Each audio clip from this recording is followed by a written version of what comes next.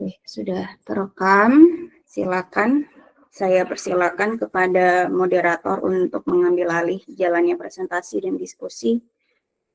Waktu dan tempat disilakan. Baik, terima kasih atas waktu yang telah diberikan oleh Ibu. Baik, Assalamualaikum warahmatullahi wabarakatuh. Waalaikumsalam warahmatullahi wabarakatuh. Perkenalkan, nama saya Muhammad Fikri Ardiansyah dengan akhiran NIM 014 selaku moderator. Baik, puji syukur kita panjatkan atas kehadirat Tuhan, yang mana pada pagi hari ini kita masih diberikan nikmat kesehatan serta kesempatan sehingga kita dapat melakukan perkuliahan pada pagi hari ini. Baik, langsung saja untuk mengefisienkan waktu, kepada kelompok 3 saya persilakan untuk memaparkan materinya. Kepada kelompok 3 saya persilakan. Baik, terima kasih moderator. Saya Alifia Nur Safa dengan akhiran NIM 041 selaku pemateri pertama. Jadi kami dari kelompok 3, materi kami itu tentang aliran filsafat pendidikan rekonstruksionisme. Anggota kelompok kami itu ada 5 orang dengan saya sendiri. Yang pertama ada Diva Gustiana, yang kedua ada Dia Anida Ramawati, yang ketiga ada Sri Hardianti, yang keempat Iren, dan yang kelima saya sendiri. Jadi langsung saja pada pendahuluan materi ini, yaitu dalam filsafat modern dikenal beberapa aliran-aliran diantaranya. Aliran rekonstruksionisme ini di zaman modern ini banyak menimbulkan krisis di berbagai bidang kehidupan manusia, terutama dalam bidang pendidikan, di mana keadaan sekarang merupakan zaman yang mempunyai kebudayaan yang terganggu oleh kehancuran, kebingungan, dan kesimpang-siuran. Oleh karena itu, pada aliran rekonstruksionisme ini, peradaban manusia masa depan sangat ditekan. Di sisi lain, itu aliran rekonstruksionisme ini lebih jauh pemecahan masalah, berpikir kritis, dan sebagainya. Jadi materi yang pertama, rekonstruksionisme ini kan berasal dari kata rekonstruk yang berarti menyusun kembali. Jadi dalam konteks filsafat pendidikan, aliran rekonstruksionisme ini adalah suatu aliran yang berusaha merombak tata susunan lama dan membangun tata susunan hidup kebudayaan yang bercorak modern. Jadi di dalam filsafat banyak diketahui beberapa aliran, dan di antaranya itu ada aliran rekonstruksionisme ini. Dan pada zaman ini, modern ini, banyak menimbulkan krisis di berbagai.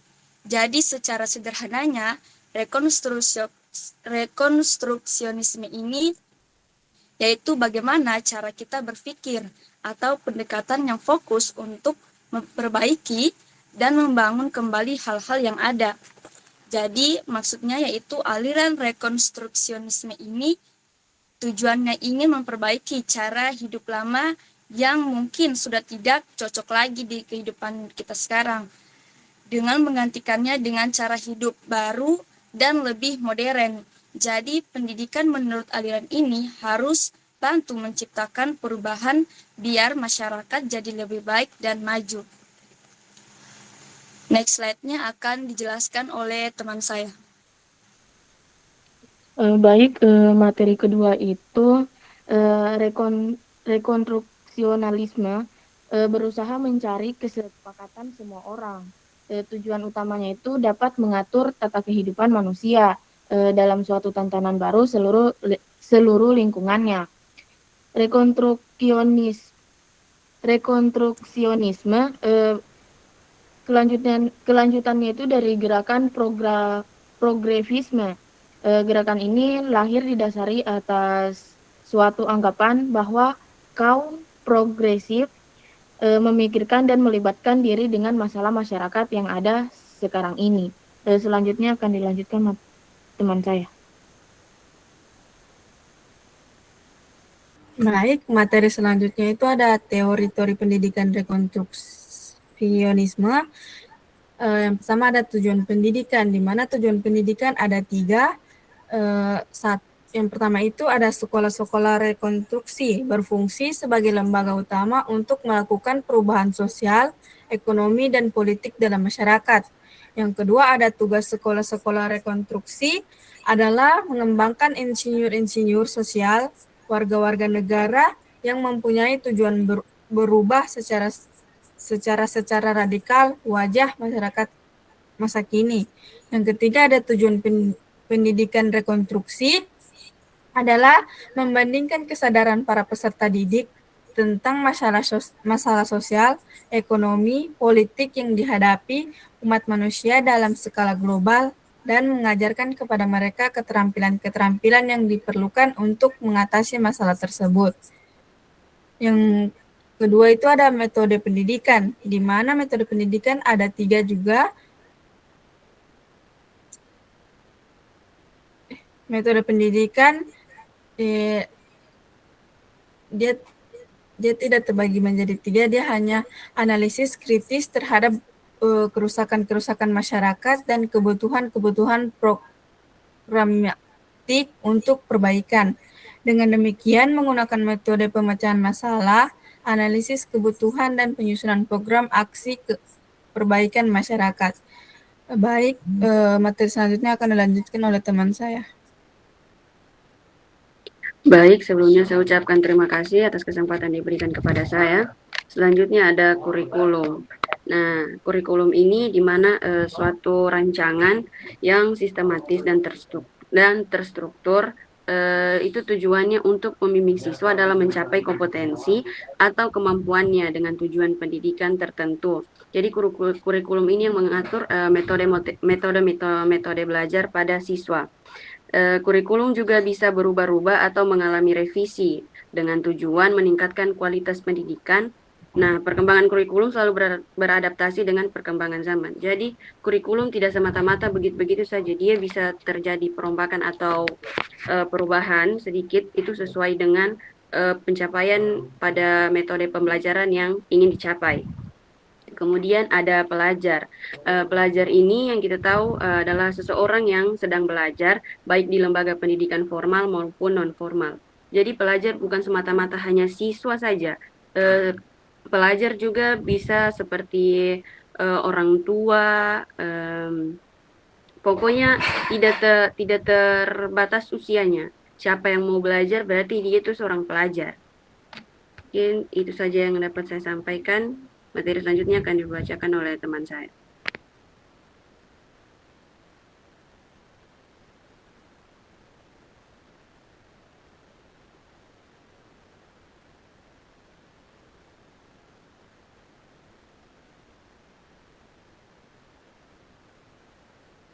Baik, di sini saya akan membacakan kesimpulan. Filsafat pendidikan aliran rekonstruksionisme adalah suatu aliran dalam filsafat pendidikan yang berusaha merombak tata susunan lama dan membangun tata susunan hidup kebudayaan yang bercorak modern. Pandangan dalam filsafat pendidikan aliran rekonstruksionisme dari segi filosofis dibagi menjadi 3, yaitu ontologi, epistemologi, dan aksiologi. Prinsip-prinsip filsafat pendidikan aliran rekonstruksionisme meliputi perubahan secara mendasar, penciptaan tatanan sosial yang menjagat, pendidikan formal sebagai agen utama rekonstruksi tatanan sosial, metode pengajaran harus didasarkan pada prinsip demokratis, serta pendidikan formal harus secara aktif mengajarkan perubahan sosial. Baik, itu saja presentasi dari kelompok kami. Saya kembalikan ke moderator.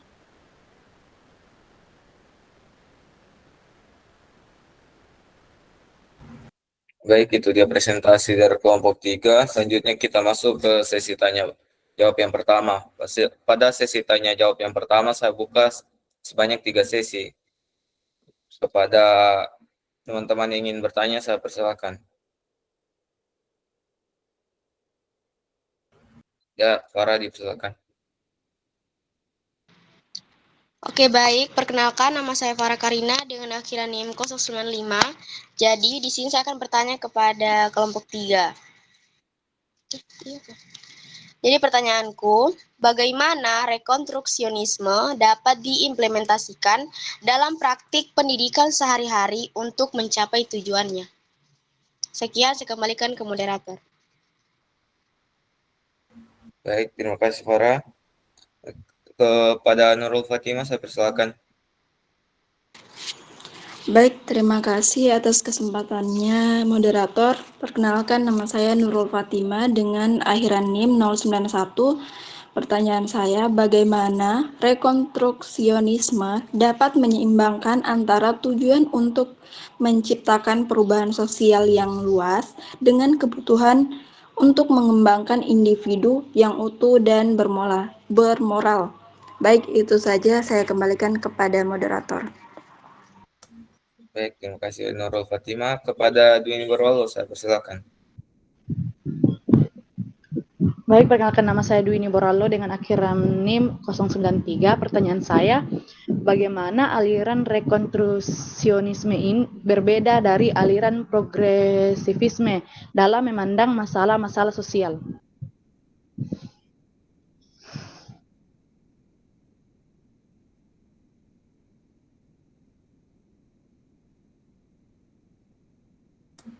Baik, terima kasih Dwini. Kepada penanya yang terakhir, saya persilakan untuk bertanya.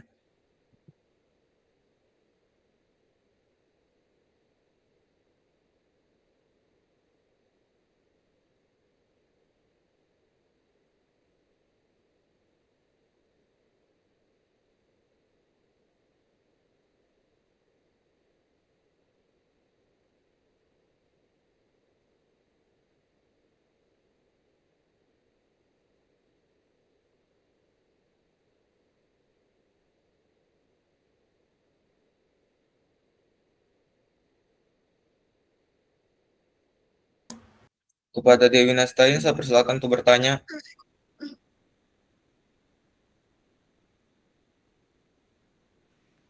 Baik, terima kasih moderator. Baik, perkenalkan nama saya Dewi Nastain dengan akhiran NIM 138. Pertanyaan saya itu bagaimana rekonstruksionalisme menyeimbangkan antara idealisme perubahan sosial dengan realitas dan keterbatasan dalam konteks pendidikan yang ada. Baik, itu saja, saya kembalikan ke moderator.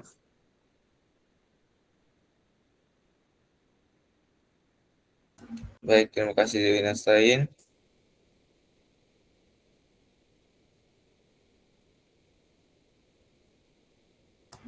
Apakah masih ada yang ingin bertanya? Baik, kepada Hilda saya persilakan.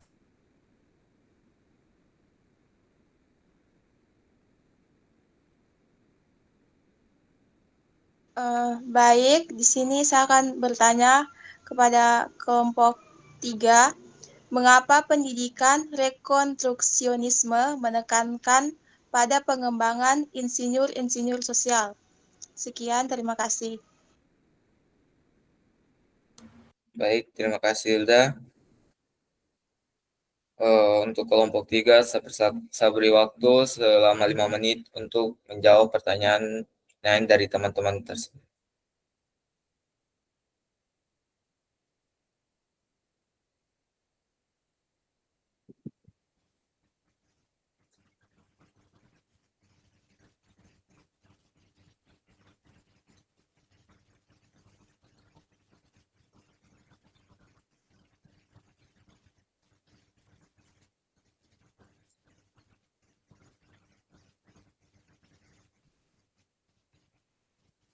Baik, terima kasih moderator.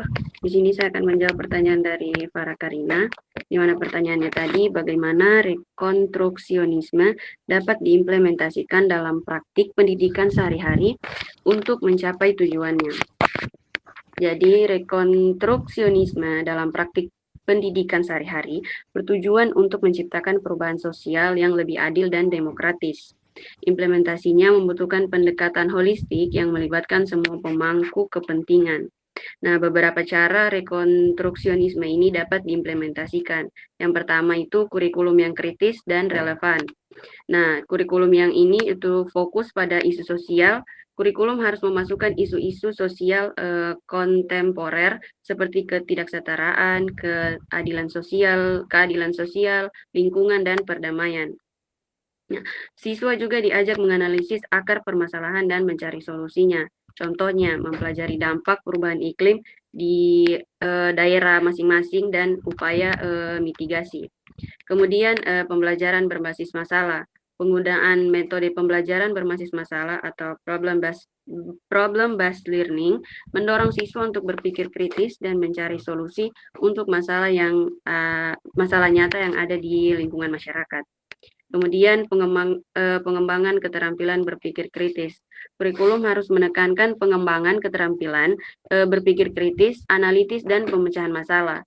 Siswa dilatih untuk mengevaluasi informasi, membentuk opini sendiri, dan berargumen secara rasional. Mungkin sekian saja jawaban yang dapat saya berikan. Saya kembalikan ke moderator. Baik, apakah Saudara Farah sudah menerima?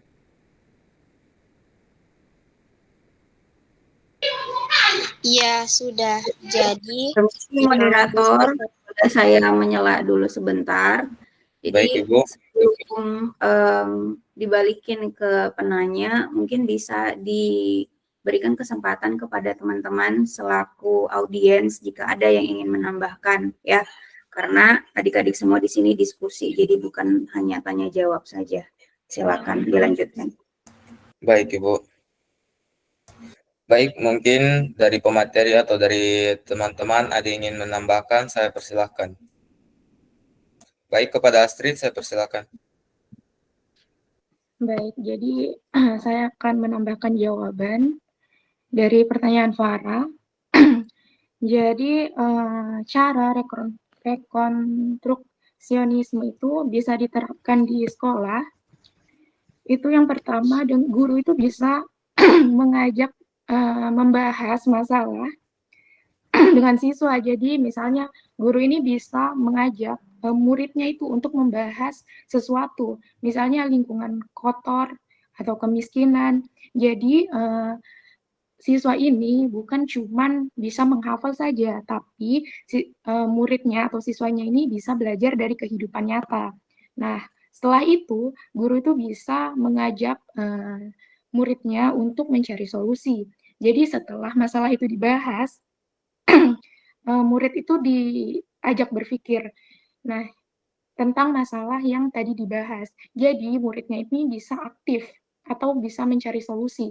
Jadi mereka itu bukan cuma bisa menerima info saja. Nah, mungkin itu saja, saya kembalikan ke moderator. Baik, terima kasih Astrid. Kepada teman-teman, apakah yang masih ada yang ingin menambahkan? Jika masih ada, saya persilahkan.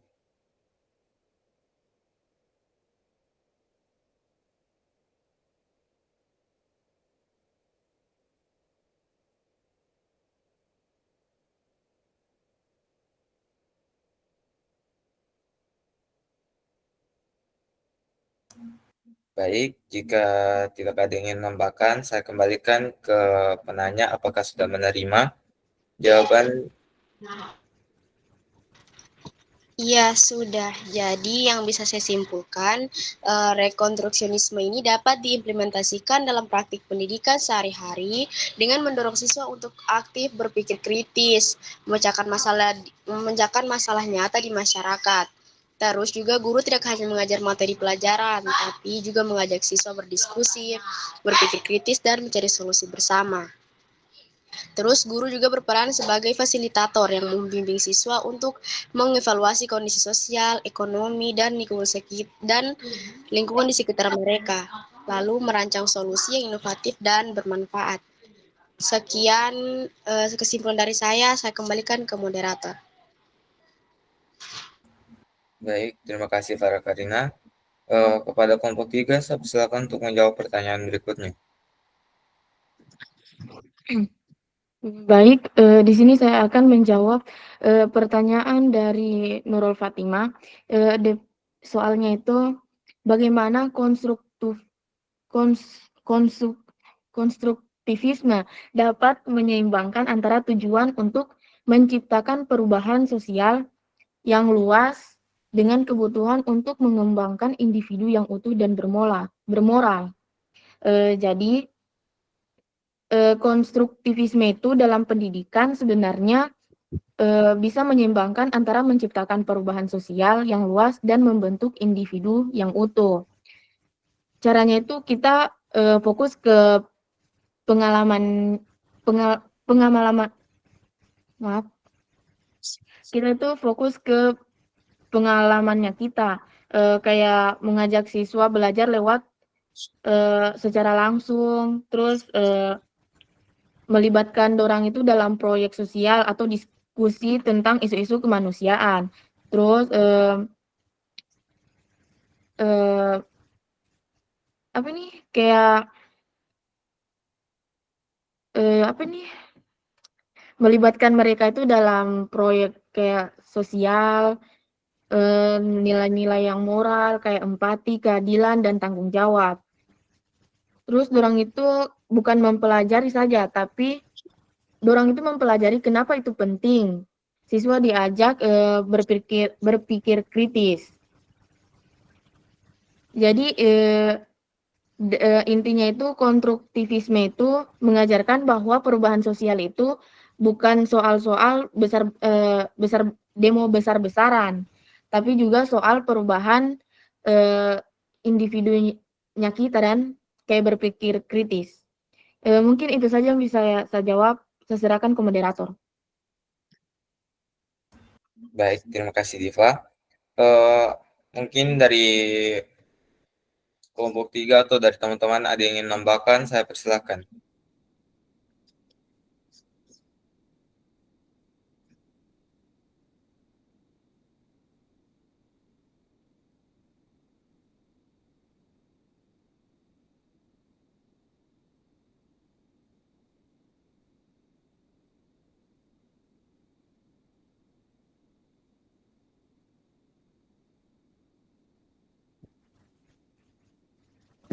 Izin menambahkan moderator.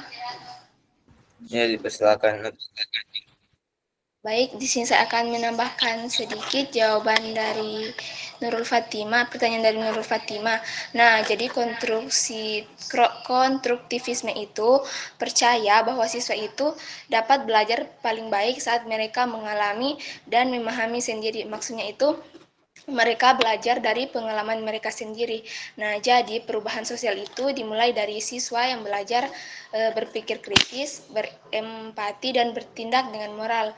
Nah, jadi dengan begitu mereka itu jadi pribadi yang baik dan peduli pada masalah di sekitarnya mereka itu. Jadi perubahan sosial itu lahir dari individu yang sudah terbentuk dengan baik. Baik, itu saya yang dapat saya tambahkan, saya kembalikan kepada moderator. Baik, terima kasih, Pris. Kepada teman-teman yang masih ingin menambahkan, saya persilakan.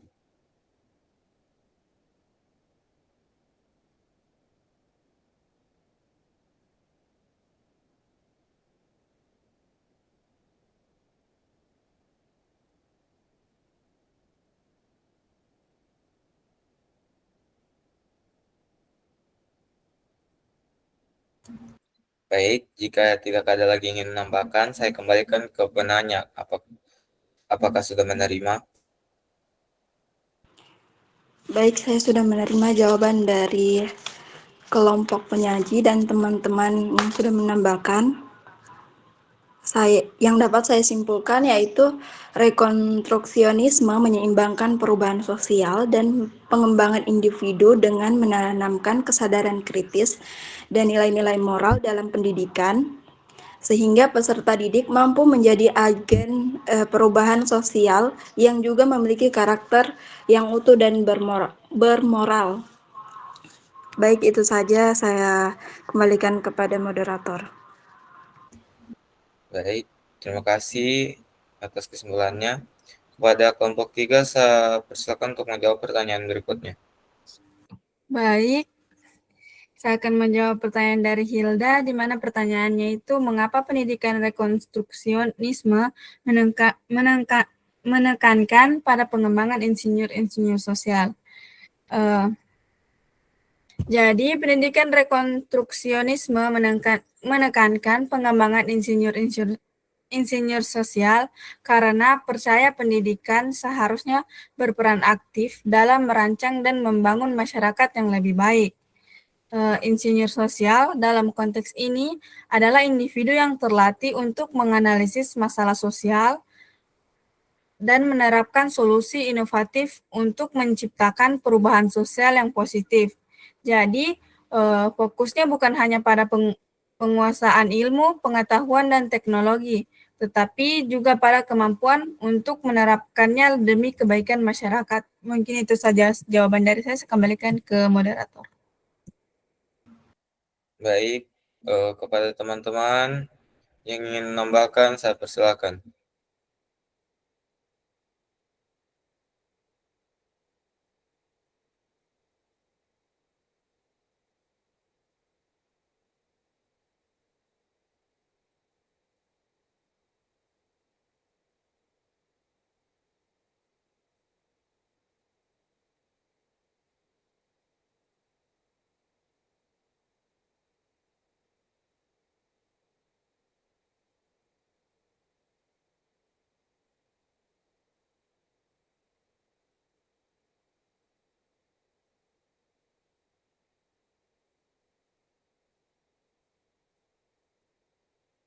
Sekali lagi kepada teman-teman yang ingin menambahkan, saya persilakan.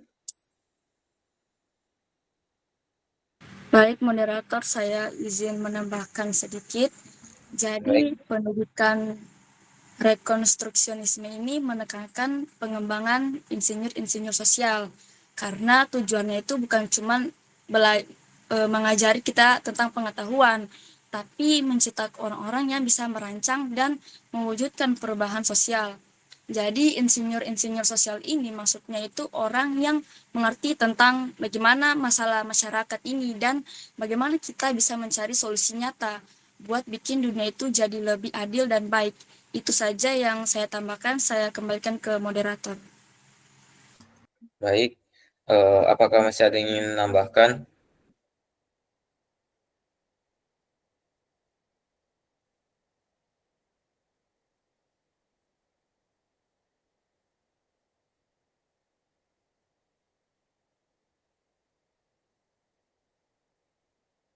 Baik, jika sudah tidak ada, saya kembalikan ke penanya. Baik, saya sudah menerima jawaban yang telah diberikan dari pemateri. Jadi, pendidikan rekonstruksionisme menekankan pengembangan insinyur-insinyur sosial karena tujuannya itu untuk menciptakan warga yang mampu secara aktif mengubah dan memperbaiki tatanan sosial, ekonomi, dan politik masyarakat secara radikal. Jadi, pendidikan rekonstruksionisme ini bukan cuma mengajarkan tentang pengetahuan, tapi menciptakan orang-orang yang bisa menerapkan pengetahuan-pengetahuan tersebut. Mungkin itu saja yang bisa saya simpulkan. Saya kembalikan kepada moderator. Baik, terima kasih Hilda. Kepada kelompok 3, saya persilakan untuk menjawab pertanyaan berikutnya. Baik, saya akan menjawab.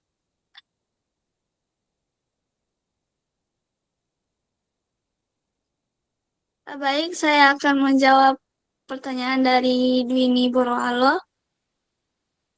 Pertanyaannya itu, bagaimana aliran rekonstruksionisme berbeda dari aliran progresivisme dalam memandang masalah-masalah sosial?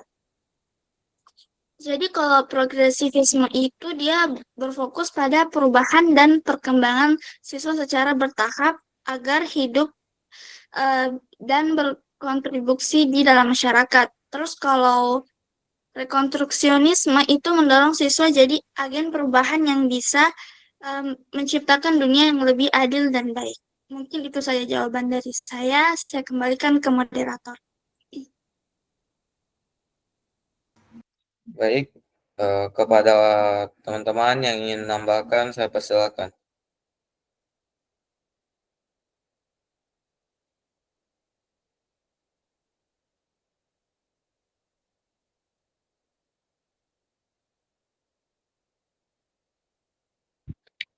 Baik, izin menambahkan sedikit moderator atas pertanyaan dari Dwini, di mana sudah seperti yang sudah dijelaskan oleh teman saya Dia tadi, progresivisme itu pandangan masalah sosialnya yang mempengaruhi perkembangan individu. Sedangkan rekonstruksionisme itu memandang masalah akibat ketidakadilan sistematik dan struktural. Jadi singkatnya, progresivisme itu menggunakan pendidikan untuk mempersiapkan individu untuk memperbaiki masyarakat dari dalam. Sementara rekonstruksionisme itu menggunakan pendidikan untuk mengubah struktur masyarakat itu sendiri. Nah, keduanya ini bertujuan untuk memperbaiki masyarakat, tetapi dengan pendekatan dan skala perubahan yang berbeda-beda. Mungkin itu saja yang bisa saya tambahkan. Saya kembalikan ke moderator. Baik, terima kasih Ren. Kepada teman-teman yang ingin menambahkan, saya persilakan.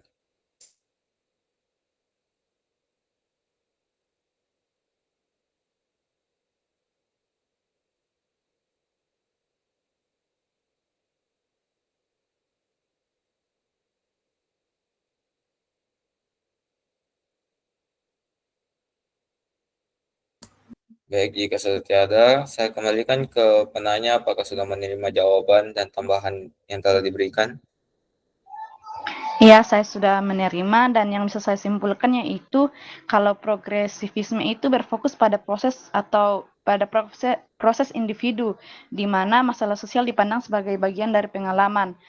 Terus progresivisme ini percaya bahwa perubahan harus terjadi secara bertahap melalui proses demokratis dan partisipasi aktif individu dalam masyarakat.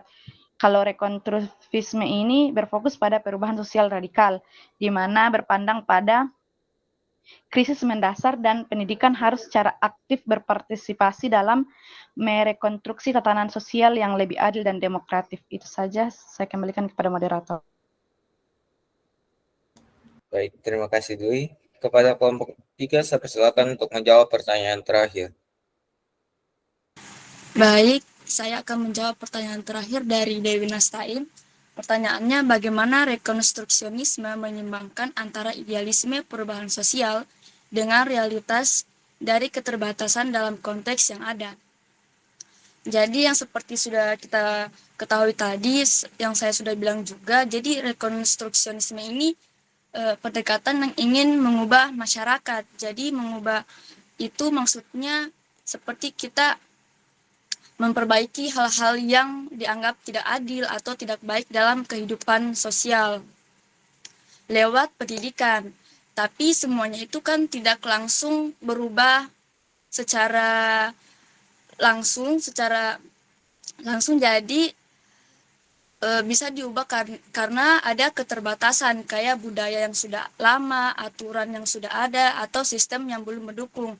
Nah, bagaimana cara rekonstruksionisme ini menyimbangkan dengan tetap punya visi ideal, misalkan pengen dunia yang lebih adil. Tapi langkah-langkahnya itu harus realistis, jadi tidak semua itu langsung berubah, tapi pelan-pelan lewat pendidikan yang membangun kesadaran, diskusi kritis, dan mendorong aksi nyata sesuai dengan situasi yang ada.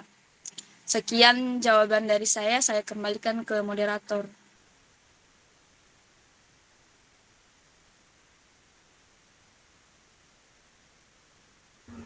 Baik, terima kasih. Kepada teman-teman yang ingin menambahkan, saya persilakan. Izin menambahkan moderator. Ya, dipersilakan. Baik, perkenalkan nama saya Kesha Pangawu dengan akhiran NIM 070. Jadi saya sedikit menambahkan, menyeimbangkan idealisme dan realitas kita bisa melalui beberapa cara. Yang pertama, menetapkan tujuan yang realistis atau menyesuaikan dengan sumber daya dan juga konteks pendidikan yang ada. Yang kedua, menyesuaikan strategi. Jadi strategi pendidikannya harus disesuaikan dengan kondisi lokal atau kondisi keterbatasan yang ada. Yang ketiga, itu menggunakan pendekatan yang inklusif atau rekonstruksionisme mendorong partisipasi aktif semua pemangku kepentingan yaitu guru, siswa, dan juga orang tua. Yang keempat, fokus pada keterampilan kritis. Rekonstruksionisme memberikan siswa dengan keterampilan berpikir kritis, memecahkan masalah, dan juga kolaboratif. Itu saja tambahan dari saya kembalikan kepada moderator. Baik, kepada teman-teman yang mungkin masih ingin menambahkan, saya persilakan.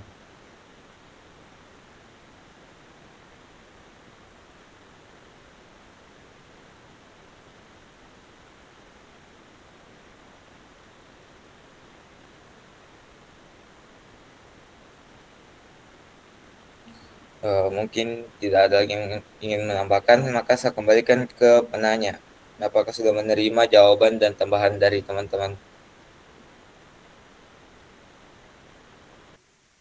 Iya, sudah. Baik, yang bisa saya simpulkannya itu rekonstruksionalisme itu pendekatan yang mengubah masyarakat dalam pendidik. Yang masyarakat dengan keterbatasan budaya, dengan langkah-langkah realistis, dengan situasi yang ada. Kita dengan beberapa cara memahami kondisi sosial dan politik yang ada, serta mengidentifikasi peluang untuk perubahan yang realistis. Baik, itu saja saya kembalikan ke moderator. Baik, terima kasih. Mungkin itu saja presentasi dari kelompok 3 sekaligus menutup sesi tanya jawab pada pagi hari ini. Yang dapat saya simpulkan pada diskusi kita hari ini yaitu rekonstruksionisme dalam filsafat pendidikan adalah aliran yang menekankan peran pendidikan dalam menciptakan perubahan sosial.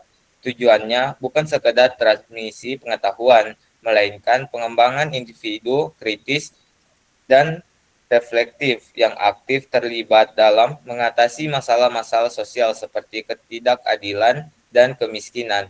Guru berperan sebagai fasilitator, mendorong diskusi dan partisipasi aktif siswa dalam proyek-proyek yang berfokus pada isu-isu sosial kontemporer.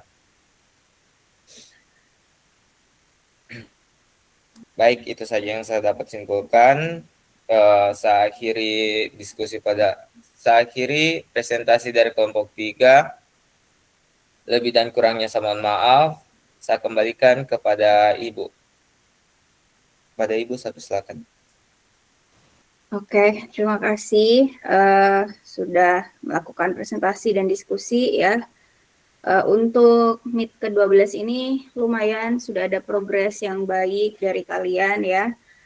Semoga nanti untuk kedepannya kita bisa lebih baik lagi dari segi manajemen waktu, kalian sudah on time ya. Terus yang kedua, saya bisa lihat kalian at least mukanya gitu ya. Karena kalau misalnya kalian di situ off cam, bagaimana caranya saya tahu kalian ada di situ gitu ya. Nah, kemudian tadi diskusinya juga sudah lumayan bagus, jawabannya sudah mengena dengan pertanyaannya ya. Saya juga sudah melakukan penilaian dan juga presensi ke kalian. Jadi kalau kalian lihat di grup WA itu saya sudah kirimkan screenshot untuk kehadiran, jadi buktinya di situ gitu ya. Jadi saya tidak mengada-ngada ya. Jadi penilaian kalian hari ini apa adanya, yang kalian lakukan itu yang saya nilai gitu ya. Nah, kita sampai jam 11.40 ya, karena 100 menit ya. Sebelum saya mau kasih tambahan ke adik-adik semua, saya mau memberitahukan terkait jadwal untuk kita di meet selanjutnya, dan juga untuk batas dari UAS dan batas dari pengumpulan nilai. Saya sudah membagikan kepada kalian file di grup WA itu ya, di kemarin-kemarin bahwa ada batasnya untuk perkuliahan dan juga batas untuk UAS dan juga batas untuk pengumpulan nilai. Nah, adik-adik semua, kita sekarang itu ada di pertemuan ke-12. Berarti kita masih ada pertemuan ke-13, pertemuan ke-14, dan pertemuan ke-15 untuk perkuliahan. Jadi ada 3 pertemuan lagi yang kita belum selesaikan ya. Sementara kalau kalian lihat di kalender ya, jadi kita di sini sama-sama bingung ya. Jadi bukan hanya saya saja yang bingung terkait nanti alokasi untuk waktunya dan lain sebagainya, tetapi adik-adik juga gitu ya, karena kita sama-sama di sini belajar gitu ya. Nah, kalau kalian lihat di kalender itu kita ada di hari Kamis seharusnya untuk perkuliahan ya. Jadi di kemarin itu saya ada mengikuti kegiatan workshop tiba-tiba sehingga akhirnya saya tidak bisa masuk, dan harapannya semoga tidak ada lagi workshop tiba-tiba itu sehingga saya harus mengalokasikan lagi waktunya di hari Jumat gitu ya. Nah, kalau kalian lihat di kalender itu kita di hari Kamis itu di pekan depan itu tanggal 15, jadi kita bisa masuk di tanggal itu ya, semoga. Kemudian itu untuk pertemuan ke-13, pertemuan ke-14-nya itu nanti di tanggal 22 Mei. Nah, yang menjadi permasalahan itu di pertemuan ke-15. Pertemuan ke-15 itu kita ada hari libur di hari Kamis dan hari Jumat. Sehingga bagaimana caranya agar adik-adik semua nanti untuk pertemuan ke-15 ini kita tidak lewat dari jadwalnya, karena jadwal untuk batas perkuliahan itu di tanggal 28 Mei kalau nggak salah gitu ya. Sehingga silakan adik-adik bisa diskusi dulu kapan bisa ada waktu gitu ya. Saya kalau misalnya nanti kalian sudah mengajukan misalnya rencananya nanti pertemuan ke-15 di hari apa, di tanggal berapa, sesuaikan juga dengan waktu kalian yang lowong di hari apa dan di waktu yang mana. Kemudian kalian ajukan di grup WA kira-kira kapan, sehingga nanti saya di situ bisa ACC atau mungkin kita bisa ganti lagi waktunya, karena untuk saya sendiri saya ada jadwal di hari Senin, Rabu, dan di hari Kamis ini. Itu jadi 3 hari. Selasa saya tidak ada gitu ya. Kalau mungkin kalian ada, maka tidak bisa di hari Selasa karena kalian juga nggak bisa gitu ya. Kalau hari Jumat, again, kalau misalnya di pekan yang sama, Jumat masih libur gitu ya. Jadi bagaimana gitu ya, nanti silakan didiskusikan. Saya selain dari hari itu ya, saya bisa. Kalau misalnya mau di hari Sabtu juga bisa, kalau mau malam juga bisa gitu ya. Nah, tetapi dengan catatan adik-adik semua, kalau kita itu misalnya mengganti hari yang tidak sesuai dengan jadwal, tetap juga adik-adik semua memperhatikan syarat saya untuk memberikan kehadiran ke kalian gitu. Jadi bukan berarti kualitas kelasnya juga menurun gitu ya, karena penggantinya gitu. Jadi kita tidak seperti itu gitu ya. Jadi tetap seperti biasa kelasnya ya. Nah, jadi adik-adik mohon bisa diperhatikan bahwa kalian mungkin bisa diskusi dulu. Semoga tidak lewat dari tanggal 28 Mei ini gitu ya. Karena nanti karena untuk pekan depannya lagi di awal Juni itu sudah masuk ke UAS gitu ya, jadi sudah tidak bisa kita kuliah lagi gitu ya. Nah, itu sebagai perhatian dari adik-adik semua, silakan nanti bisa dicarikan waktu yang lowong ya. Ya itu ya untuk kuota NEET kita yang belum selesai ya. Selanjutnya saya mau kasih tambahan terkait materi hari ini ya. Materi hari ini materi yang menarik untuk adik-adik semua bisa ketahui gitu ya, bahwa rekonstruksionisme itu salah satu aliran filsafat pendidikan yang sekarang kita lagi coba bahas ya. Nah, kalau kalian tadi sudah menyimak diskusinya, harapannya adik-adik yang tidak aktif dan hanya menyimak saja bisa tahu bahwa rekonstruksionisme itu ada juga gitu ya. Walaupun prakteknya misalnya yang ada di kelas itu mungkin tidak dilakukan gitu ya. Nah, ini tadi sebenarnya ada yang mungkin saya tadi bilang bahwa diskusinya lumayan bagus ya. Yang jadi perbaikan atau misalnya mungkin yang kalian bisa perbaiki atau tingkatkan di pertemuan selanjutnya adalah kalian kurang untuk menjelaskan contoh. Jadi contoh itu sangat penting gitu ya.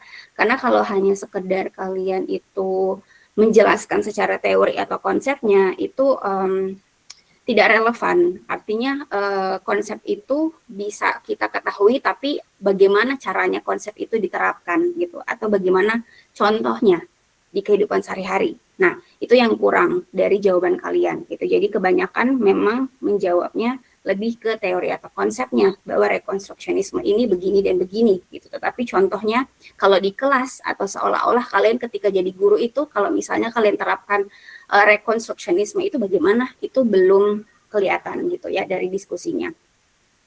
Nah, seperti yang adik-adik bisa lihat di sini, saya juga pakai ChatGPT gitu ya. Jadi saya sangat membolehkan kalian untuk pakai apapun sumbernya gitu ya. Hanya saja dari sini kalian bisa sebenarnya untuk melihat bahwa penjelasan dari kalian itu bisa perlu dikembangkan lagi sebenarnya gitu ya. Jadi tidak sekedar kalian membaca aja ya. Again, di sini saya ambil materi sebenarnya dari website ini ya. Ini bahasa Inggris, jadi saya terjemahkan biar kalian tidak mungkin dua kali bekerja gitu ya.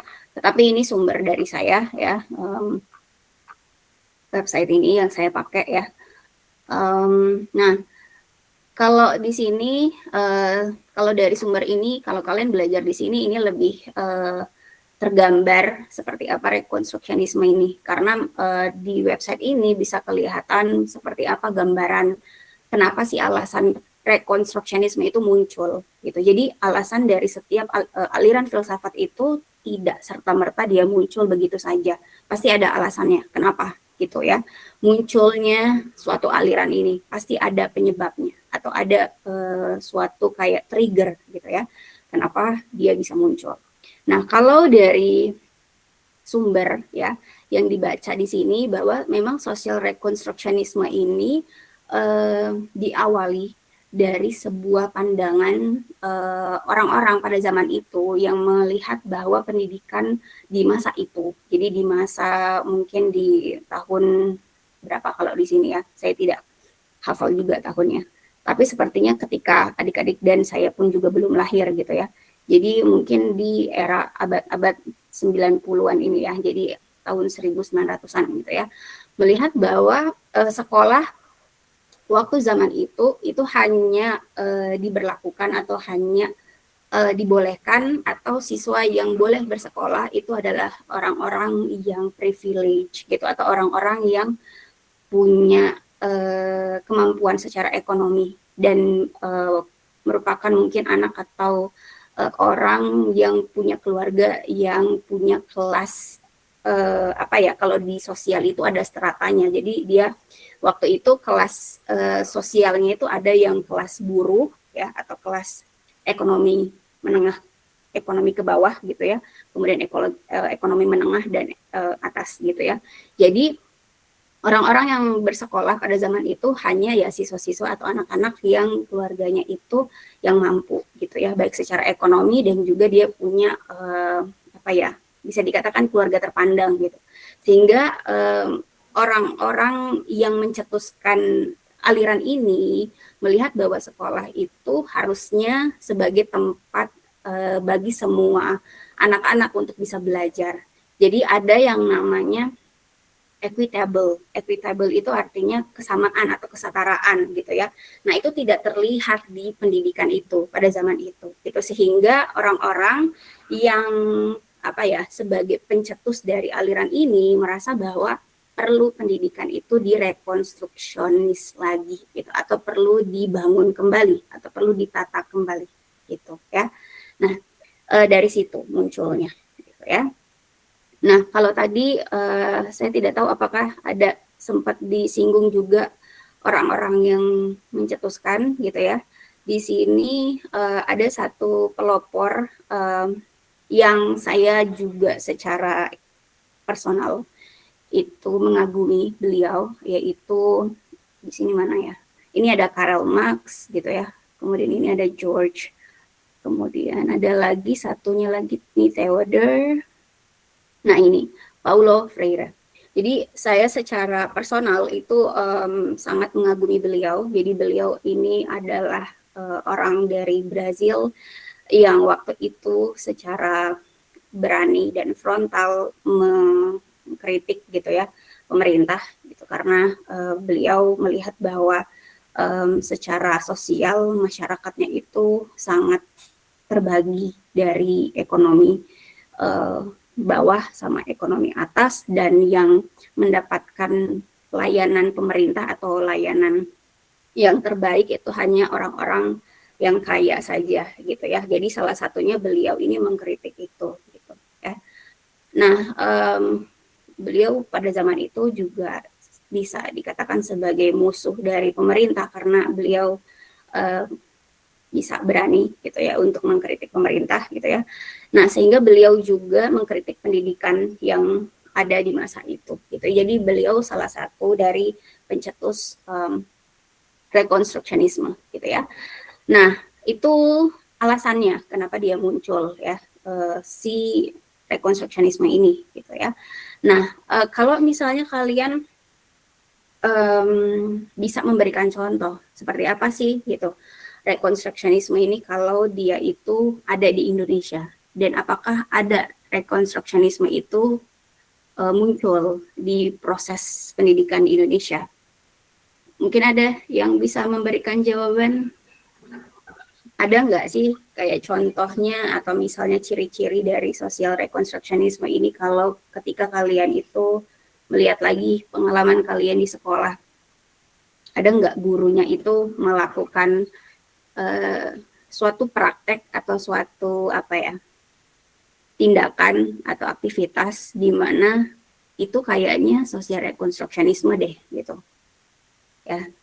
Kalau dari pengalaman saya sendiri itu tidak ada gitu ya, belum muncul gitu. Jadi ketika jadi siswa dulu ya guru masih tetap berpegang teguh pada kurikulum yang tidak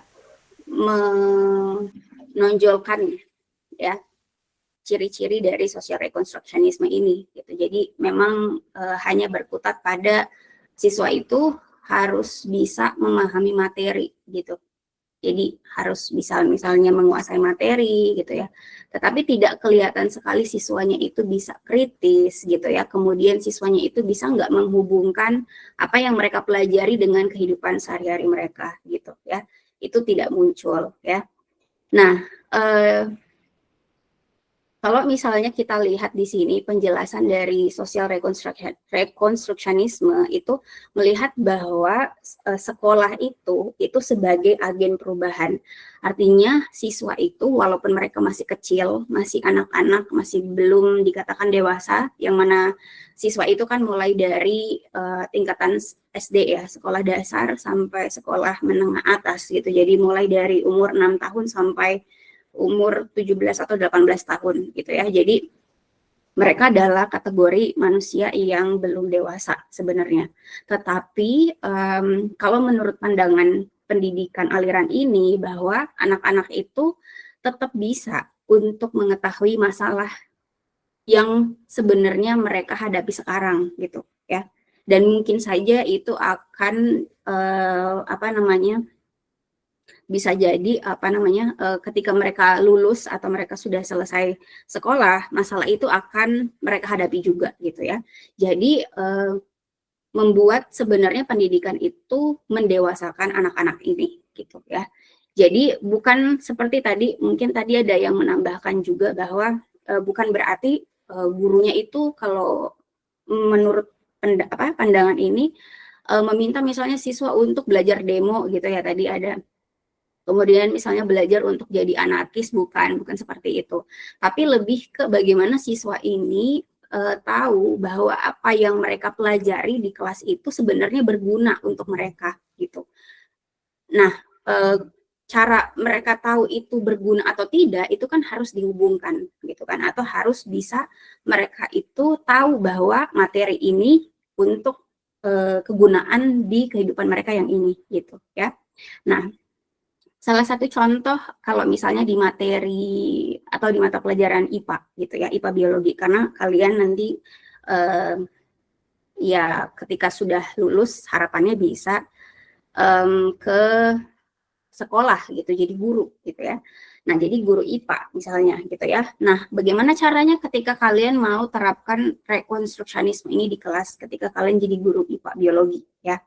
Untuk ngajar misalnya anak SMP ataupun anak SMA. Ya. Nah, ada nggak sih pernah kalian diajak ke waktu kalian sekolah gitu, diajak kalian mungkin ke TPA, tempat pembuangan akhir untuk sampah gitu ya. Pernah nggak gitu? Kalau saya dulu pernah, tapi waktu kuliah gitu ya, waktu S1 itu diajak ke TPA untuk melihat seperti apa sih realita yang ada di sana gitu ya. Tetapi waktu sekolah mungkin belum gitu ya. Nah, padahal sebenarnya siswa itu bisa saja diajak untuk melihat realita yang asli gitu ya, atau yang ada memang benar-benar terjadi gitu ya, permasalahannya seperti apa. Dengan misalnya mengajak mereka ke TPA gitu ya, untuk melihat bahwa oh ternyata sampah-sampah ini yang mereka buang dari misalnya di tempat sampah sekolah atau tempat sampah rumah itu berakhir di sana gitu, di tempat pembuangan akhir. Bahwa ternyata sampah itu nggak lenyap gitu aja gitu, bahwa sampah itu harus didaur ulang atau harus diproses, karena kalau tidak diproses maka akan tetap menumpuk di TPA sana gitu ya. Nah, dari situ anak-anak itu bisa tahu bahwa ternyata ya kondisi lingkungan mereka tidak sebagus yang ada mungkin di materi di buku cetak gitu, bahwa di buku cetak itu mungkin di situ dilihat bahwa oh apa namanya, lingkungan itu harus dijaga dengan baik dan lain sebagainya. Mungkin gambar-gambar yang ada di buku cetak itu tidak mewakili gitu ya kondisi di sekitar mereka gitu. Tetapi ketika mereka itu dibawa ke sana dengan tentunya pengawasan guru gitu ya, melihat bahwa oh ternyata sampah-sampah ini adalah hasil dari aktivitas manusia gitu, atau hasil dari apa yang kalian beli gitu ya, atau hasil dari apa yang kita buang gitu ya. Nah, dari situ anak-anak itu tahu bahwa ketika mereka melihat realitas seperti itu, mereka bisa punya insight gitu, bisa mendapatkan apa ya namanya ya, sebuah gambaran realitanya seperti apa gitu. Nah, setelah itu mungkin nanti ketika guru itu guru itu membawa mereka ke TPA sambil guru itu juga mengajar gitu, atau guru itu juga menyelipkan materi-materi tentang misalnya lingkungan, tentang ekosistem gitu, bagaimana caranya sebagai siswa atau sebagai manusia, sebagai bagian dari masyarakat itu punya andil atau punya peran dalam apakah merusak atau bisa melestarikan lingkungan gitu ya. Nah, itu salah satu contoh yang misalnya bisa dilakukan ya. Ketika kita sebagai guru IPA itu menerapkan aliran filsafat pendidikan ini di kelas gitu. Jadi ya perubahannya atau perombakannya itu tidak besar memang. Artinya tidak sampai ke kurikulumnya itu harus berubah gitu ya, atau harus dirombak 100% atau total tidak, tetapi bisa dengan hal sekecil itu gitu ya. Nah, kemudian misalnya apalagi contohnya? Misalnya contohnya kalau dari karakter gitu ya. Jadi kita pengen misalnya siswa itu kalau dari tujuan pendidikan nasional di sini kalian bisa lihat di sebelah kiri bahwa tujuan pendidikan nasional menurut Undang-Undang Nomor 20 Tahun 2003 itu bahwa siswa itu diharapkan bisa jadi manusia ya di sini punya karakter yang baik gitu, atau punya sikap yang bermoral gitu ya. Jadi mereka berakhlak mulia, kemudian sehat, berilmu, cakap, kreatif, mandiri, dan menjadi warga negara yang demokratis serta bertanggung jawab. Sebenarnya dari tujuan pendidikan ini sangat sejalan sekali dengan aliran filsafat pendidikan rekonstruksionisme, bahwa bagaimana caranya siswa itu bisa demokratis. Kalau misalnya metode di kelasnya hanya ceramah saja, atau hanya guru saja yang bicara di kelas gitu ya. Nah, jadi metode seperti apa misalnya gitu, dengan metode diskusi, atau bisa saja balik lagi siswanya dibawa ke suatu lingkungan realitanya yang terjadi misalnya gitu ya. Si anak itu pengen diajar untuk hidup sehat misalnya ya, untuk hidup sehat. Bisa saja ini diajarkan secara konvensional kalau di kelas itu dengan mungkin gurunya itu ceramah bahwa anak-anak kita harus hidup sehat karena kita nanti bisa misalnya beraktivitas dengan baik dan lain sebagainya. Itu bisa saja seperti itu gitu ya. Tetapi kalau menurut aliran filsafat pendidikan ini bahwa yang lebih baik dengan kita mengajarkan mereka untuk bisa hidup sehat misalnya dengan mungkin membawa mereka ke misalnya puskesmas gitu ya, atau ke sebuah tempat yang memang berhubungan dengan tema materi yang kita mau ajarkan gitu ya. Misalnya siswa diajak untuk ke puskesmas, melihat bahwa ternyata setiap hari banyak loh orang tua atau anak-anak yang sakit gitu. Nah, dari situ mereka bisa dapat insight bahwa ternyata untuk bisa sehat itu tidak bisa taking for granted aja, artinya tidak bisa ya udah dengan makan sembarangan, tidurnya nggak misalnya cukup, begadang dan lain sebagainya itu bisa sehat gitu aja, nggak kayak gitu ya. Mereka bisa lihat misalnya ketika di puskesmas, oh ternyata ada anak seumuran saya yang dia sakit gitu ya. Ternyata bahwa umur itu tidak menjamin kesehatan, bahwa misalnya yang lebih muda itu lebih sehat daripada yang tua misalnya gitu, karena mereka melihat realitanya bahwa banyak pasien yang dia itu tersebar gitu umurnya, ada yang muda seperti mereka, mungkin ada yang juga tua gitu. Nah, dari situ mereka bisa tahu bahwa ternyata sehat itu misalnya perlu diusahakan gitu ya. Nah, kemudian selain misalnya guru yang mengajarkan ke mereka, juga bisa dari orang-orang yang ada di situ gitu. Orang-orang yang bekerja di bidang kesehatan, misalnya kayak perawat, suster, dokter gitu ya.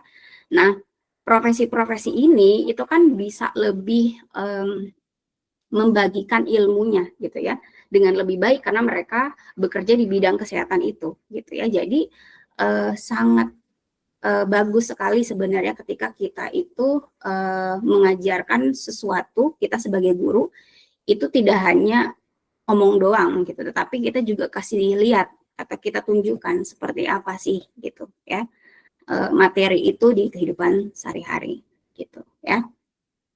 Kemudian apalagi misalnya anak-anak itu diminta untuk jadi warga negara yang disiplin gitu ya, warga negara yang taat peraturan gitu ya.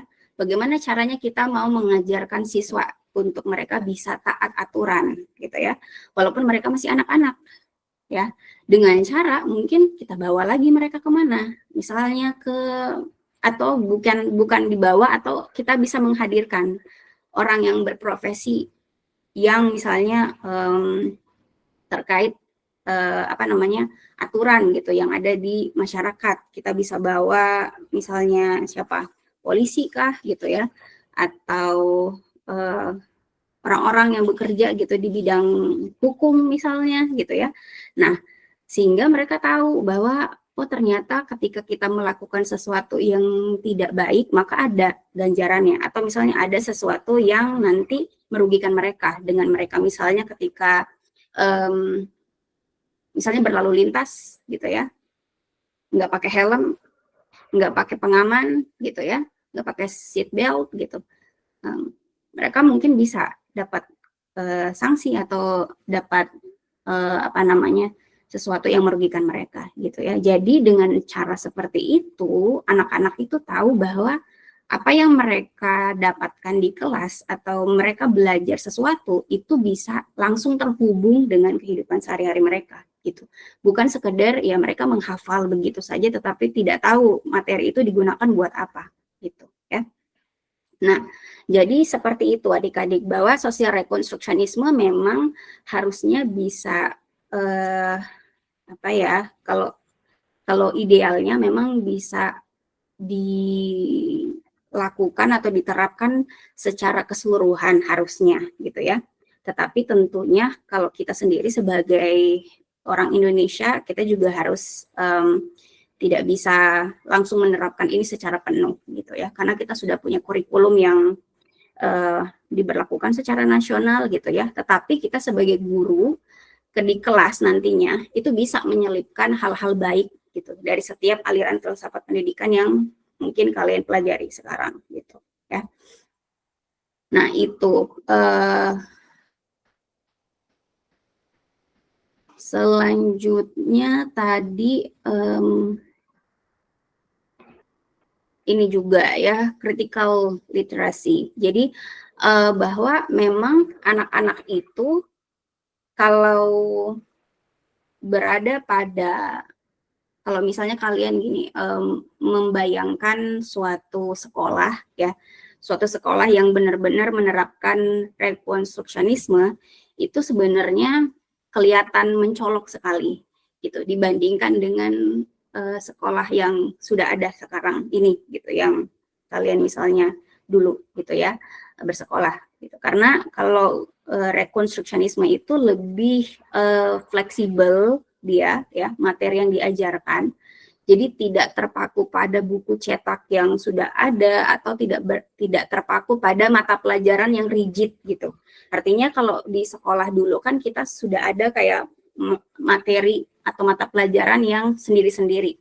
Misalnya ada IPA sendiri, kemudian IPS sendiri, bahasa sendiri, PKN sendiri, bahasa Inggris sendiri, matematika sendiri gitu ya.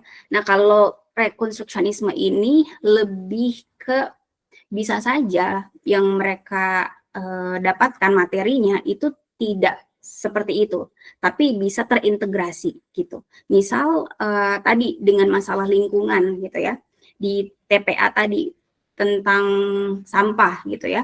Nah, dengan mereka belajar tentang pengelolaan sampah, sebenarnya mereka bisa belajar tentang apa? Pengelolaan dari segi ekonominya gitu. Bagaimana caranya distribusi sampah itu biar satu hari itu tidak menumpuk, kemudian besoknya datang lagi gitu. Jadi ada kayak sebuah sistem yang nanti mereka bisa pelajari bahwa oh nanti ketika mereka sudah lulus untuk sekolah, mereka bisa yang tertarik di bidang pengelolaan lingkungan, mereka bisa dapat materi misalnya tentang ekonomi tadi gitu ya di sekolahnya yang pakai sistem rekonstruksionisme ini gitu. Jadi dia tidak sendiri-sendiri mata pelajarannya, tapi berdasarkan lebih ke masalahnya gitu ya. Jadi lebih ke suatu masalahnya apa, nah nanti itu diselipkan materi-materi yang bisa mendukung masalah itu bisa terpecahkan gitu ya. Tadi dengan misalnya siswa itu bisa belajar ekonomi gitu ya, bisa belajar kemudian tentang IPA-nya juga sendiri, kemudian bisa belajar bagaimana berkomunikasi dengan orang lain gitu, karena untuk mengelola lingkungan kan nggak bisa sendiri gitu ya. Mungkin bisa diselipkan ada bahasa Indonesia di situ, kemudian bisa menyelipkan misalnya materi apalagi mata pelajaran apalagi gitu. Jadi dia lebih terintegrasi gitu ya. Kemudian setelah mereka sudah misalnya paham atau sudah tahu tentang pengelolaan lingkungan suatu masalah A, mereka nanti bisa saja pindah ke masalah selanjutnya gitu. Masalah apa sih yang lagi happening sekarang? Oh, masalah tentang global warming atau misalnya masalah tentang apa? Korupsi misalnya, praktek yang ketidakjujuran. Nah, itu bisa gitu. Jadi tergantung yang diajarkan itu tergantung dari masalah yang lagi urgent gitu sebenarnya gitu ya. Jadi kelihatan sekali tuh mencolok ya antara sistem pendidikan yang kita sekarang ini dengan kalau ada sekolah yang benar-benar menerapkan social rekonstruksionisme ini gitu ya. Jadi sangat berbeda sekali. Ya, begitu.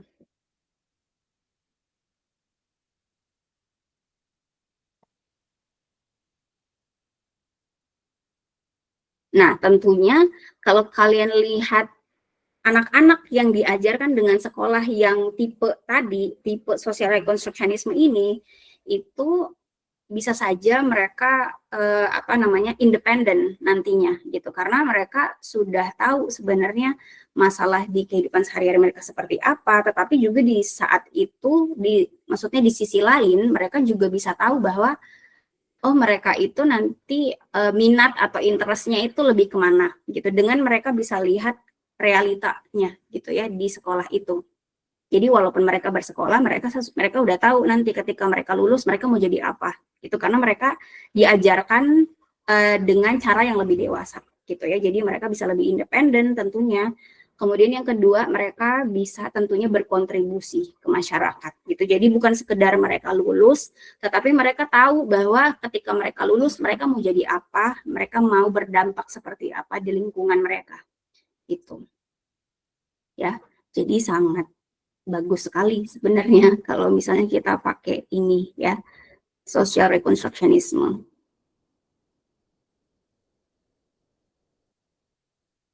Tetapi balik lagi, tadi mungkin ada juga yang menambahkan bahwa kita nggak bisa langsung mengubah itu 100% gitu ya, karena kita punya kurikulum yang sudah ada dan juga tadi ada norma atau apa ya, kebiasaan di sosial itu yang bisa jadi sudah dianggap benar, tetapi kalau kita rekonstruksionisme itu bisa jadi konflik gitu ya, bisa jadi sebuah konflik besar ya, karena gerakan ini memang kalau kalian lihat lagi dari awal dia memang menentang sesuatu yang umum gitu. Jadi menentang sesuatu yang sudah dilakukan sudah lama, dan kalau dilakukan di zaman sekarang tentunya pasti akan ada banyak gesekan gitu ya.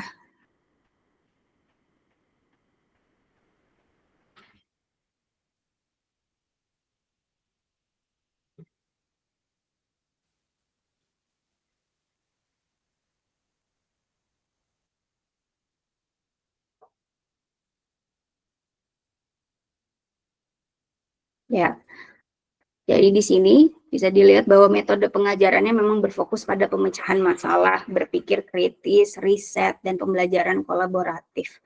Artinya anak-anak itu mereka untuk memecahkan suatu masalah, mereka nggak bisa sendirian gitu ya, jadi mereka harus bisa bekerja sama dengan teman-temannya, bisa bekerja sama dengan orang lain gitu ya, bisa terbuka dengan pandangan yang berbeda, kemudian bisa punya toleransi yang tinggi terhadap perbedaan gitu ya. Jadi sangat bagus sekali kalau ini diterapkan di kelas ya. Jadi pembelajarannya bukan sekedar berkelompok, tetapi berkelompok ini kita harus saling tahu nih teman-teman kita seperti apa gitu ya di kelas nanti, siswa-siswanya gitu ya. Mereka belajar untuk menerima pendapat orang lain, bahwa bisa saja pendapat mereka salah, dan bisa saja mereka bisa pakai pendapat orang lain karena pertimbangannya adalah pendapatnya dia tadi itu salah gitu ya. Jadi mereka bisa menerima kekurangan, kesalahan gitu ya, dan belajar untuk kerjasama gitu. Nah kemudian ini pemecahan masalah ini gitu. Jadi kalau kalian tadi sering bilang bahwa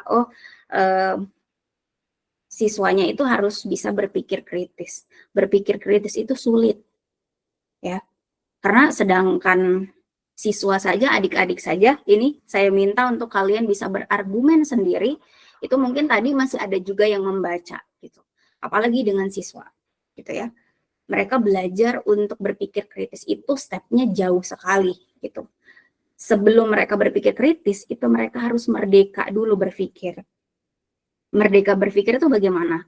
Mereka itu nggak takut untuk berargumen, karena kalau kalian mungkin lihat di sekolah, mungkin ada saja guru yang, tidak semua ya, tapi ada saja misalnya guru itu yang tidak mau gitu untuk siswanya bertanya, tidak mau untuk mendengarkan siswanya gitu ya, entah bertanya ataupun menjawab gitu ya. Nah, kalau seperti itu, bagaimana caranya anak-anak itu bisa berpikir kritis? Gitu. Karena sebelum berpikir kritis, mereka harus berani untuk bicara, ya. Dan berani untuk bicara itu sulit untuk kita, ya. Kita sulit untuk berani bicara. Kalau negara-negara lain seperti kayak Singapura atau Malaysia atau misalnya Thailand, Vietnam, apalagi yang sekarang lagi maju untuk masalah pendidikan, kita jauh tertinggal Jadi anak-anak kita atau adik-adik kita di sekolah itu masih banyak yang takut bicara. Mereka takut untuk bertanya. Sekedar untuk misalnya izin ke toilet aja takut misalnya gitu. Padahal untuk izin ke toilet gitu ya. Atau misalnya izin untuk misalnya bilang bahwa mungkin lagi kurang sehat atau lain sebagainya misalnya di kelas gitu ya. Mereka takut gitu. Apalagi untuk mereka bertanya terkait materi gitu ya ke guru misalnya. Mereka berani untuk bertanya bahwa ibu tadi yang ibu jelaskan saya kurang paham, boleh nggak dijelasin lagi? Ada nggak misalnya kalian dulu begitu gitu ya? Mungkin takut gitu bahwa mungkin bisa jadi kita cuma bisik-bisik aja sama teman-teman kita di sekitar kita bahwa ini saya nggak paham, tapi kalau ke gurunya takut gitu ya. Nah jadi kalau kita mau pakai metode ini itu sangat PR sekali atau butuh banyak sekali apa ya waktu untuk kita bisa anak-anak kita bisa berpikir kritis gitu ya. Nah, jadi step pertama adalah bagaimana anak-anak itu bisa berani untuk bertanya, berani untuk bicara, berani untuk apa namanya berargumen ya. Nah, setelah itu baru mereka bisa misalnya mulai gitu ya untuk berpikir yang mungkin out of the box gitu ya. Jadi kalau mereka sudah bisa berani untuk berbicara, maka bisa jadi mereka nanti ke depannya bisa berpikir kritis gitu ya. Jadi bukan berarti berpikir kritis ini tuh hal yang mudah karena itu tadi gitu. Jadi stepnya itu banyak. Seperti itu. Nah, sehingga guru-guru yang misalnya mau menggunakan aliran ini di dalam kelas, itu juga guru-guru yang open-minded gitu ya. Guru-guru yang bisa menurunkan egonya gitu ya di kelas. Dan bisa melihat bahwa siswa itu sama apa namanya kedudukannya dengan dia gitu. Jadi gurunya bukan orang yang lebih tinggi, tapi guru dan siswa itu setara gitu ya. Guru dan siswa itu di kelas harusnya setara. Jadi guru bukan orang yang diagung-agungkan di kelas, tetapi guru sebagai rekan atau sebagai apa ya, tadi fasilitator gitu. Jadi artinya bisa memfasilitasi anak-anak ini, siswa-siswa ini, adik-adik ini untuk belajar. Jadi dengan guru itu tahu bahwa siswa itu bisa saja jadi orang yang lebih pintar daripada dia, itu bisa membuka sekali banyak apa ya namanya proses belajar yang lebih baik gitu ya. Jadi gurunya itu tidak merasa dia pintar. Bisa saja guru itu belajar dari siswanya. Belajarnya bukan karena misalnya siswanya memang benar-benar pintar, tetapi oh ternyata ada siswa yang harus saya bisa apa ya treatment gitu ya. Bisa di treatment misalnya. Kemudian setelah itu gurunya bisa lebih memahami siswa itu gitu ya. Jadi kalau memang kita mau pakai ini, berarti mulai dari gurunya sendiri sebenarnya. Gurunya mau tidak untuk ada perubahan di kelas. Gitu, ya. Ini tadi. Jadi siswa itu didorong bukan sekedar mengikuti pendapat guru. Gitu. Jadi siswa itu didorong untuk punya pendapat sendiri. Karena ketika dia sudah lulus atau ketika dia sudah selesai sekolah, maka dia sendirian gitu. Jadi siswa itu ya tidak bisa selalu terus-menerus dikasih apapun itu ke gurunya, dari gurunya gitu ya. Karena dia harus jadi orang yang mandiri nantinya. Sehingga mulai dari sekolahnya, siswa itu dilatih untuk mandiri belajar. Mandiri untuk mengemukakan pendapat. Berani untuk berbeda misalnya. Berani untuk bicara. Seperti itu ya. Ini tentunya kalau dari omongan-omongan saya, ini tidak terjadi ya di sini. Tapi mungkin bisa jadi sudah terjadi di negara lain atau di daerah lain gitu ya. Karena kalau sekarang dengan melihat situasi yang ada di sini, sekolah-sekolah di sini gitu ya, masih belum muncul gitu ciri-ciri ini ya di sini.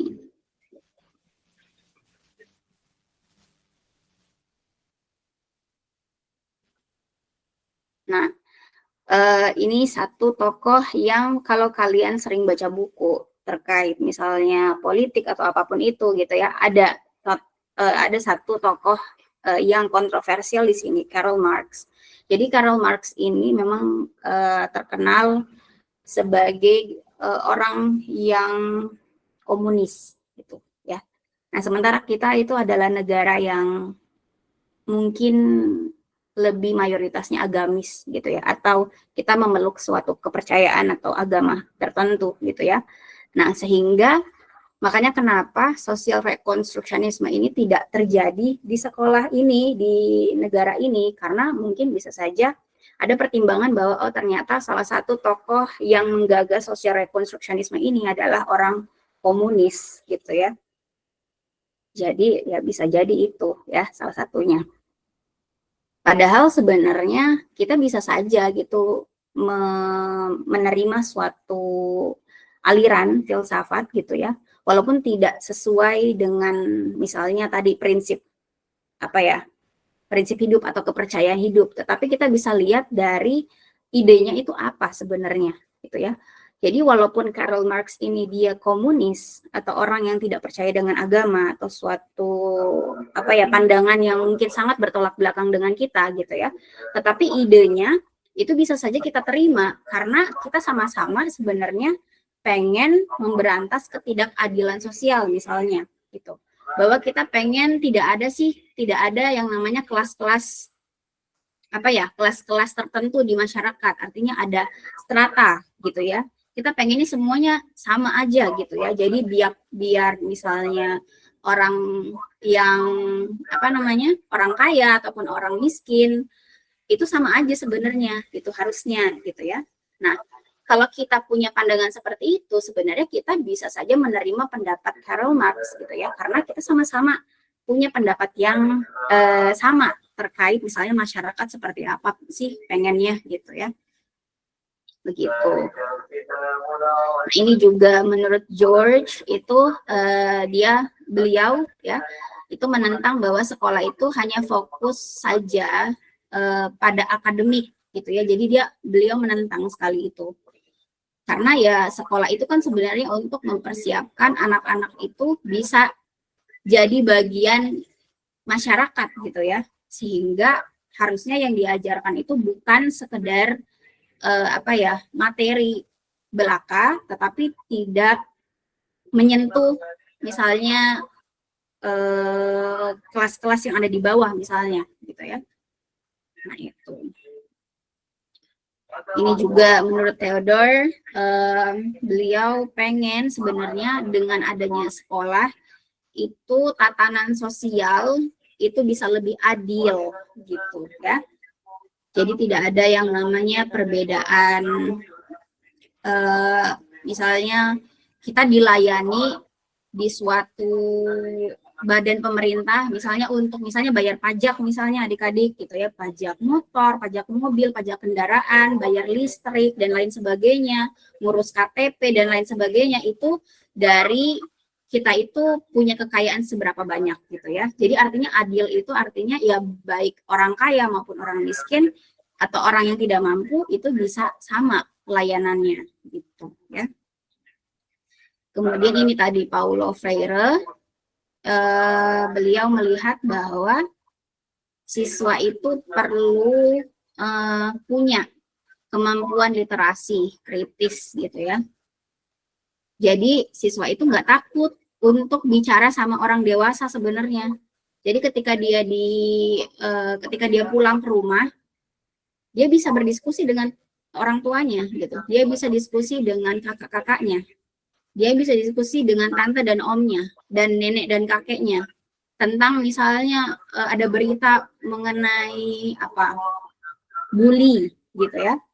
Nah, karena siswa itu diajak untuk diskusi gitu, jadi tidak dikecilkan atau tidak dikucilkan gitu ya, karena mereka tahu bahwa ternyata masalah bully itu ada loh di sekitar mereka gitu ya, dan mereka tahu misalnya pendapat mereka bagaimana terkait bully itu dan lain sebagainya gitu ya. Jadi anak-anak ini memang dilihat sebagai orang dewasa aja gitu, walaupun memang secara intelektual mereka belum sampai ke situ, tetapi mereka bisa diajak untuk berdialog bahwa masalah-masalah misalnya orang dewasa itu bisa diperkenalkan sedikit demi sedikit oleh guru misalnya gitu ya ke siswa-siswanya, seperti itu.